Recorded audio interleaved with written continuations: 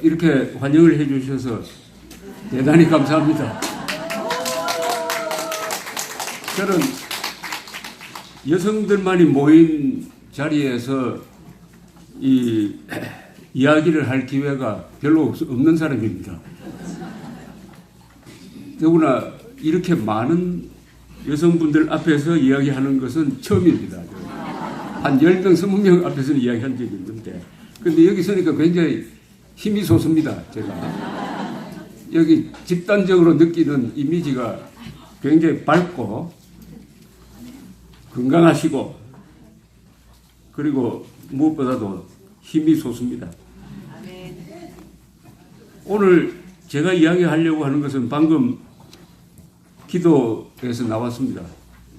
자유의 가치를 훼손하지 않고 평화를 누리게 해 주십시오라는 말에 핵심이 들어 있습니다. 평화가 자유와 배치되면 안 되죠.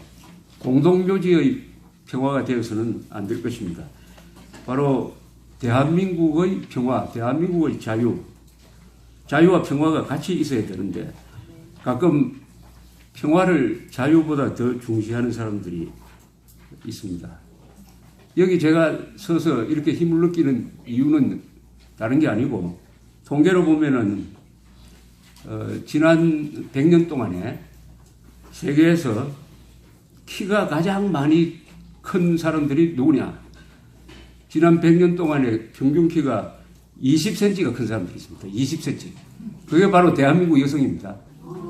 세계에서 1등입니다. 1등.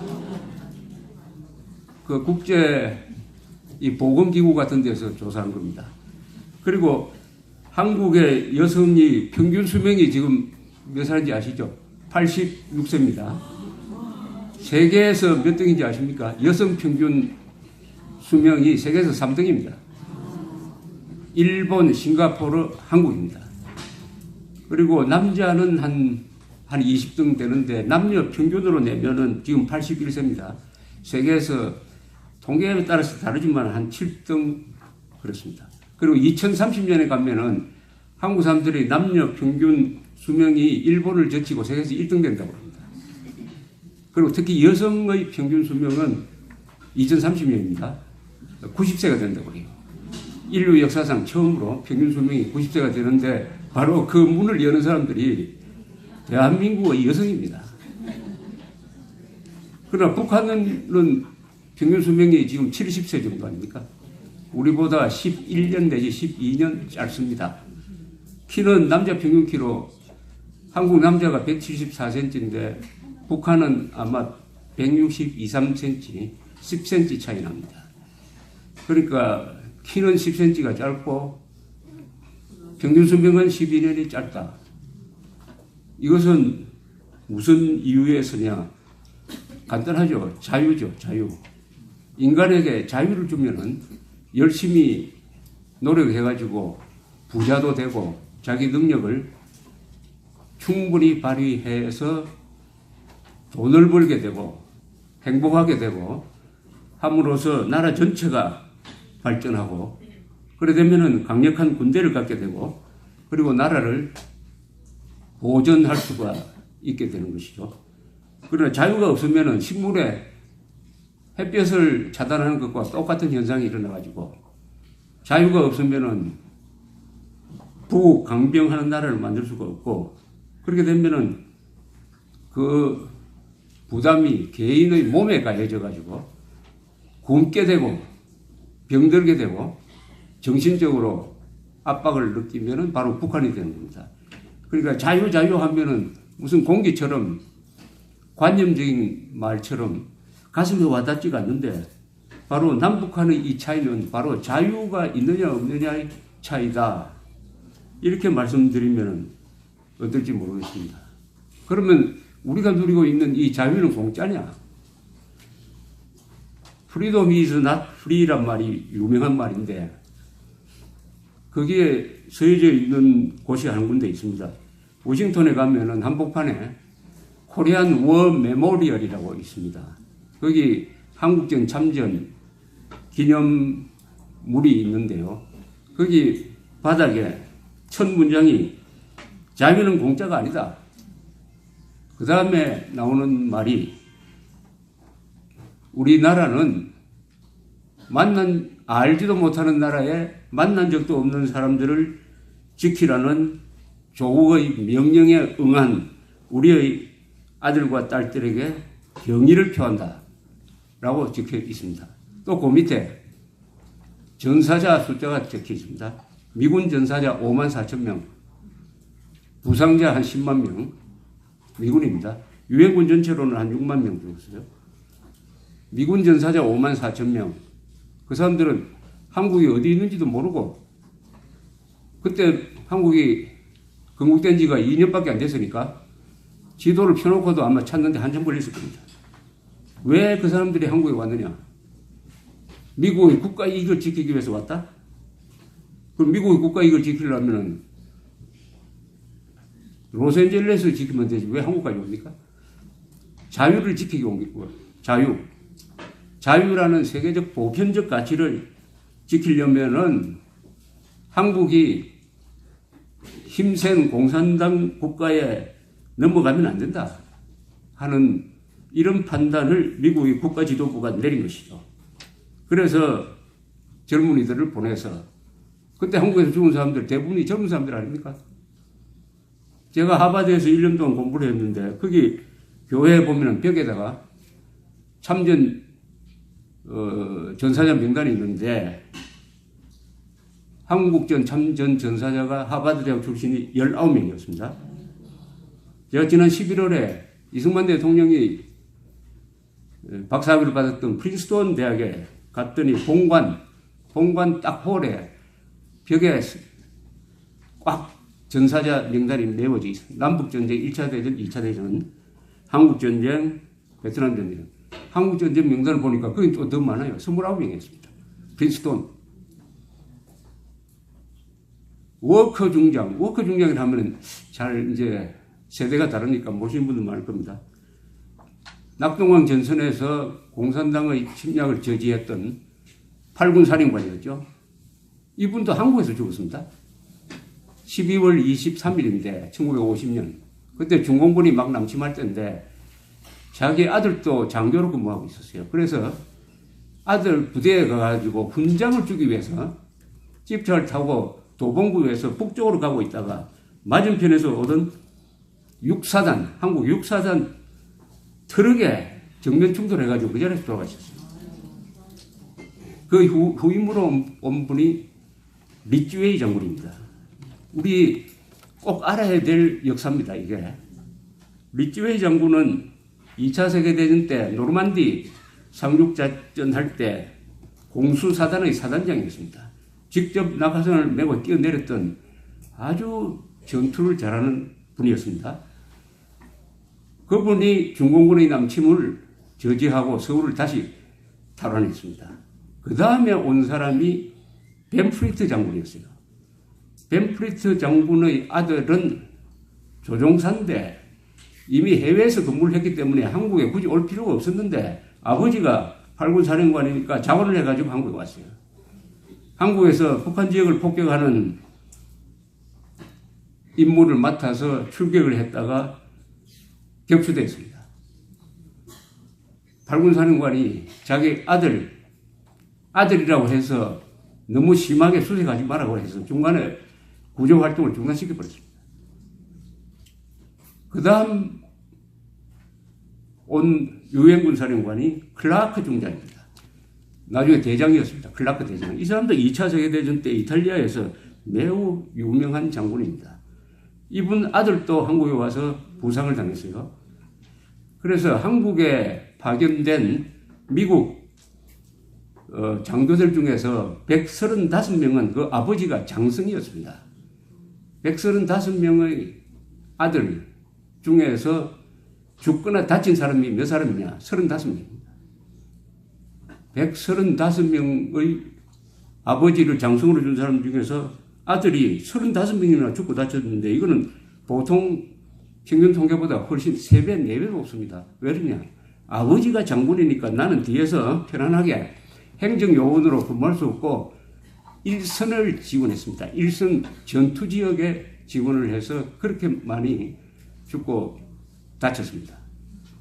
그런 분들이 피를 흘린 덕분에 우리가 지금 이 자리에 편안하게 앉아가지고 이런 자리를 갖게 될 수 있었죠. 물론 우리 국군이 희생하고 한 것은 더 말할 것도 없죠. 그러나 외국의 만나본 적도 없는 알지도 못하는 외국의 젊은이들까지 여기 와가지고 목숨을 바쳤다. 5만 4천 명이 전사했다면 실감이 안 나실 것인데 부시 대통령이 이라크로 쳐들어가가지고 아주 고생을 했습니다. 이라크를 점령은 했는데 나중에 관리하다 보니까 막 내전이 일어나가지고 미군이 5천 명이 전사했습니다. 그 10배가 한국전에서 전사했습니다. 10만 명이라 하면, 부상자 10만 명이라 하면 실감이 안 나시죠?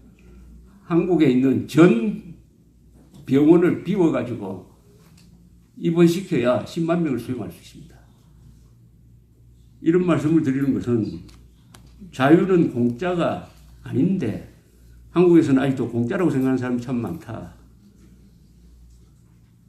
그 자유라는 말을 흐리게 하는 몇 가지 말이 있습니다.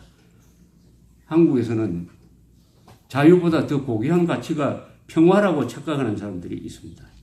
또 민주주의 할 때 민주, 또 요새 유행하는 민족, 민주, 평화라는 말로 자유라는 가치를 희석시키고 훼손하려고 하는 이 사상 침투가 한국에서는 광범하게 펼쳐져 가지고 위기를 맞고 있습니다. 한국에서 자유를 이야기하려면은 이분 빼면 안 되죠. 한국 사람들한테 자유를 선물한 사람은 누굽니까? 이승만 대통령이죠. 한국의 기독교가 낳은 위대한 지도자 이승만 대통령. 이 한국인들한테 자유를 선물한 분입니다. 바로 자유민주주의 체제, 시장 경제를 이념으로 하는 국가를 건설한 거죠. 그게 대한민국입니다. 대한민국은 자유민주주의 시장 경제인데 앞에 방공이 하나 더 붙어야 됩니다. 방공 자유민주주의입니다. 왜냐? 자유민주주의를 지키려면 방공하지 않으면 지킬 수가 없어요. 저 남태평양에 있는 나라는 방공 안 해도 자유민주주의만 지키면 됩니다. 그런데 한국은 방공하지 않으면 자유민주주의가 안 돼요. 그래서 저는 꼭 방공 자유민주주의라고 이렇게 부릅니다. 이 이승만 대통령이 대한민국을 건국한 날이 1948년 8월 15일입니다. 올해가 70주년입니다. 70주년. 오늘 이 전도회도 70이라는 숫자가 있어서 저는 이 70하고 그 건국 70주년하고 무슨 연관이 있는가 생각을 했습니다만은 근데 이 정부는 대한민국의 건국은 인정할 수 없다. 1948년 8월 15일 건국을 인정할 수 없다. 해서 올해 한국인들이 가장 큰 행사로 치러야 할 건국 70주년 행사를 완전히 치르지 않고 있습니다. 생일 없는 나라가 되어버렸어요. 대한민국은 지금 생일 없는 나라가 되었습니다. 생일 없다는 것은 대한민국은 태어나서는 안 될 나라였다. 라고 생각한다는 뜻의 직설적 표현이죠. 직설적 표현입니다. 여기에 한국의 위기가 있습니다. 한국의 위기가 여기에 있습니다. 이승만 대통령은 진정한 기독교인이었습니다. 진정한 기독교. 왜 제가 진정한이라는 말을 강조를 하느냐. 기독교인이었던 역대 대통령 중에 몇 분이 계십니다. 이승만 대통령은 권력자이기도 하면서 겸손한 분이었어요. 하나님 앞에 겸손한 분이었습니다. 이승만 대통령의 연설이나 이런 걸 들어보면은 자랑하는 게 없어요. 내가 낸데 하는 그런 게 없습니다. 항상 나는 부족한데 하나님이 도와주셔가지고 이렇게 되었다.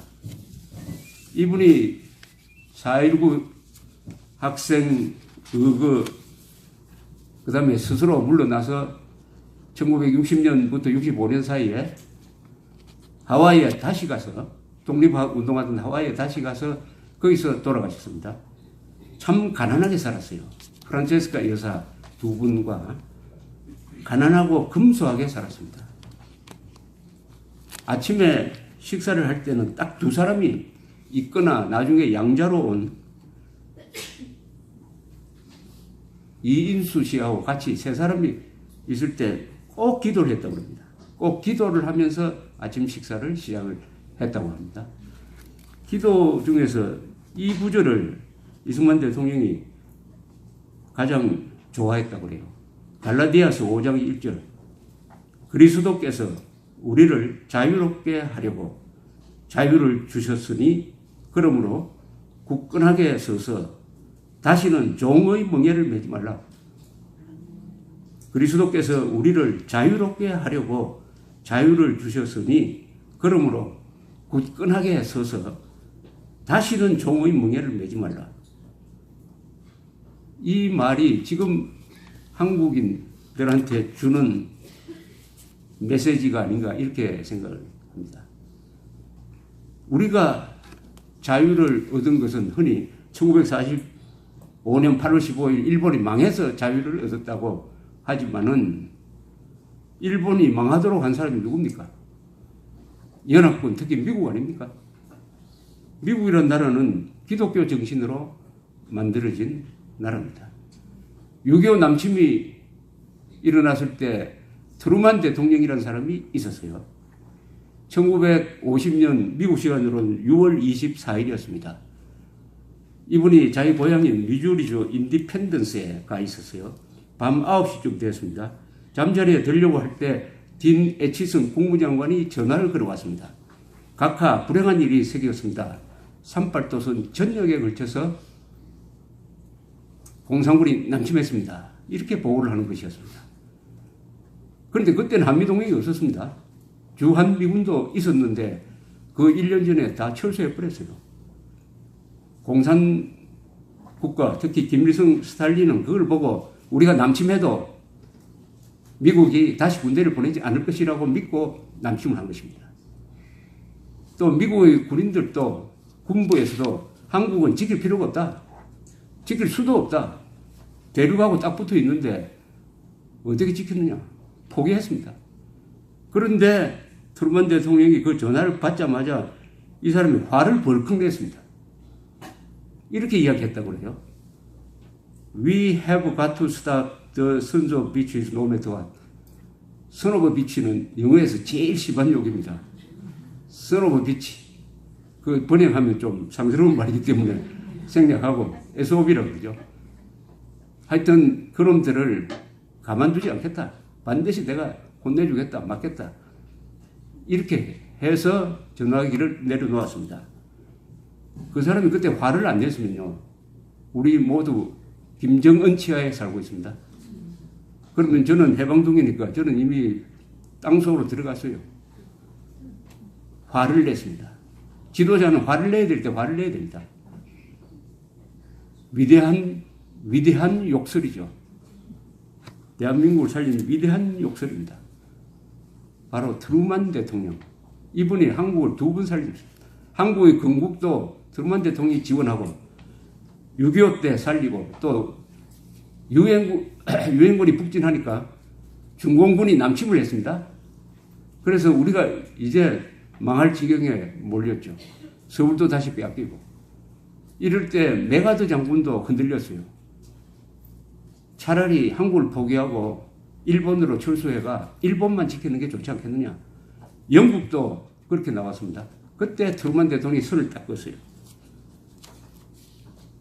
우리가 물러나면 우리를 믿고 싸웠던 한국 사람들 다 죽는다. 미국이라는 나라는 친구가 어려울 때 버리는 나라가 아닙니다. 이렇게 딱 해요. 그래서 한국을 살았습니다. 이분들 다 그 마음속에 있는 가치관은 뭐냐? 자유라는 가치관이죠. 자유, 정의, 진실, 뭐 이런 거 아니겠습니까? 그게 다 기독교에서 나온, 성경에서 나온 가치관 아닙니까? 우리 헌법은 성경하고 똑같습니다. 헌법 읽어보면은 여러분들 아마 성경 구조를 읽는 것 같은 느낌이 들 거예요. 그 성경에 담긴 가치관의 7, 80%가 헌법에 다 들어가 있습니다. 그것을 요약을 하면은 진실, 정의, 자유입니다. 진실. 우리가 어떤 일을 할 때 진실이 뭐냐를 꼭 알아야 한다. 진실. 사실이 뭐냐가 가장 중요하다. 저는 직업이 지난 48년 동안 무엇이 진실이고 뭐가 거짓말인지를 구분하는 사람입니다. 그쪽 방면에 제가 전문가입니다.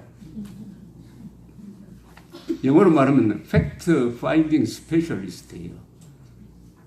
왜 이게 중요하냐 하면은 사실관계를 명확하게 하면은 그 다음에는 일이 아주 순조롭게 자연스럽게 풀립니다. 사실관계만 명확하게 하면은 누가 나쁘다 옳다 판단 안 해도 그 사실이 이야기를 해주는 것이죠. 그런데 우리나라에서는 지금 여러 가지 이유를 가지고 불평, 불만, 이념적 소신, 열등감 이런 게 뒤죽박죽이 돼가지고 사실을 인정하지 않으려고 그래요. 멀쩡한 사람이 천안함 폭침이 북한 소핵이 아니라고 생각하는 사람이 어른 중에서 30%가 되는 거 아닙니까? 김정은이에게 호감을 가진 사람들이 70, 80%나 된다면은 더구나 세계에서 학력이 가장 높은 대한민국에서 이런 일이 벌어지면은 우리나라는 아직도 분별력이 모자란다. 분별력이 모자란다. 특히 사실과 진실, 거짓말, 뜬소문 이런 것을 분별할 줄 모른다. 이렇게 되면은 다시 종의 멍에를 맺지도 모르겠다. 하나님께서 자유를 주셨는데 한국 사람들이 다시 종의 멍에를 맨다. 다시 노예로 산다. 더 구체적으로 이야기하면은 핵을 가진 김정은을 주인으로 모시고 종살이를 하겠다. 이런 결과로 간다면 가상입니다.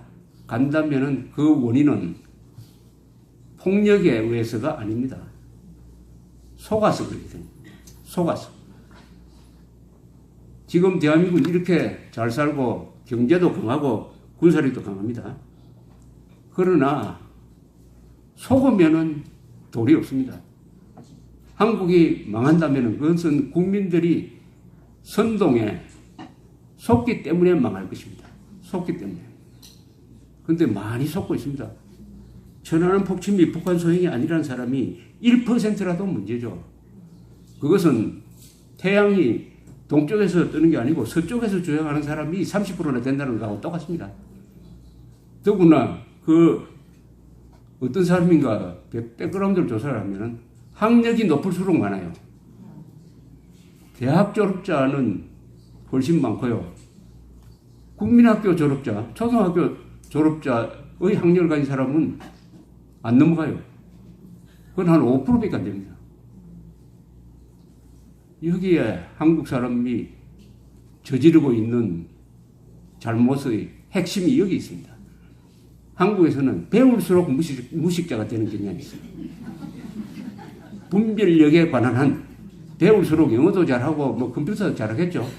그러나 이 분별력에 관한 한 배울수록 무식해지고 배울수록 악랄해지고 배울수록 남을 잘 속이고 배울수록 비겁해지고 이 배움이 문제입니다. 이렇다면 이런 사람들에게는 배움이란 것이 흉기입니다. 흉기. 차라리 그런 사람 안 배우는 게 나아요.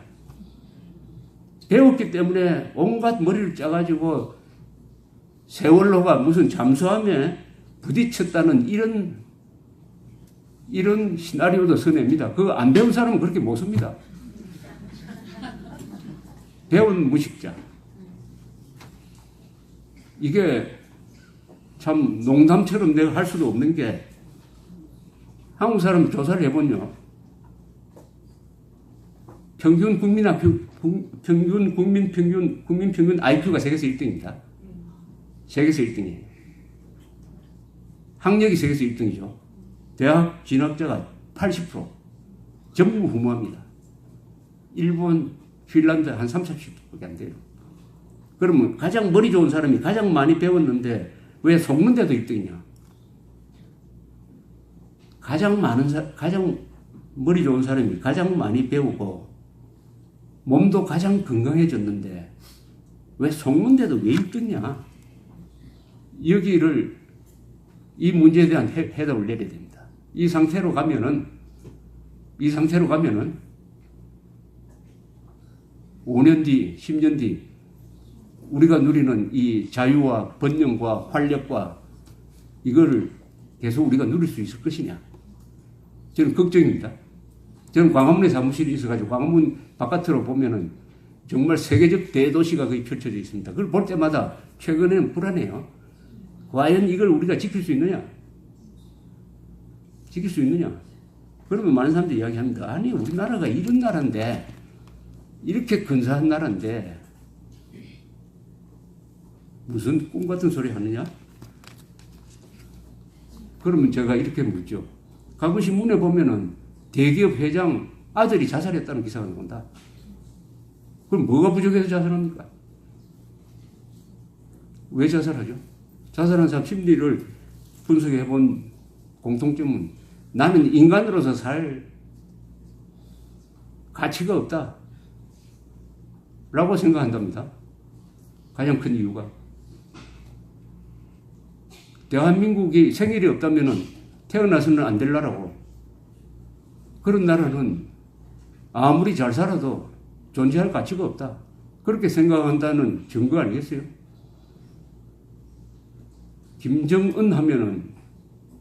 김정은이면은 어떤 사입니까?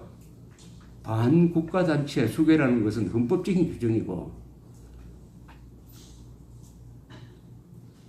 반인류 범죄자라고 그래가지고 유엔 총회에서 북한의 인권 조사를 해보니까 이거 아우슈비츠 유대인 학살하고 똑같다 해서 김정은을 국제형사재판소에 고발해야 된다는 결의를 한 게 유엔 총회입니다. 그럼 반인류 범죄자입니다. 민족적 입장에서는 민족 반역자죠. 요새 민족 반역자가 민족 공조란 말 하니까 한국에서 그 말 좋다고 지금 합세하고 있어요. 여러분, 우리 약 2000년 민족사 중에서 한국인을 가장 많이 죽인 사람이 누굽니까? 누굽니까? 그 사람? 그 사람 청나라 군대입니까? 저 징기스칸입니까? 도요토미 히데요시입니까? 김일성, 김정일, 김정은 아닙니까? 동족을 아무리 적게 잡아도 500만 죽였어요. 500만. 6.25 남침으로 300만. 강제수용소에 갔다 가지고 100만 명. 그리고 수많은 대남노발. 굶겨주인 것 같으면은 김정은 의사들의 계산에 가면 몸이 130kg입니다. 키는 저보다 작아요. 168cm 될 거예요. 저는 군대에서 제대하고 나서 지금까지 몸무게가 변하지 않았는데 62kg라는 겁니다. 저보다 2배예요. 북한에서 뚱뚱한 사람 발견하기가 참 어렵습니다. 여러분, 북한 사람 중에 뚱뚱한 사람 3사람. 그러고 김용순, 거들먹거리면서 나오는 자들 공통점이 다 뚱뚱합니다. 북한에서는 뚱뚱한 게 부러움의 대상입니다. 우리도 그랬어요. 저도 어릴 때 소원이 살찌는 것이었습니다. 북한 주민들은 바삭 말려가지고 굶겨 죽이고 3사람은 뚱뚱하면서 그것도 배를 쑥 내밀고 거들먹 부리는 것, 더구나 아버지 뻘 되는 문재인 대통령하고 포옹하는, 아들 뻘 되는 사람은 친구 사이라고 하는 사람도 문제지만 이 사람들을 보고 화가 안 나고 이 3사람을 보고 화를 안 내는 사람은 도덕성이 마비된 사람입니다. 악을 보고 화를 안 내면은 하나님이 아마 가장 화낼 것입니다. 이런 악을 보고. 근데 화를 안 내는 정도가 아니라 친구다. 평화의 무슨 메신저다. 민족 공조의 대상이다. 이렇게 이야기하면 안 되죠.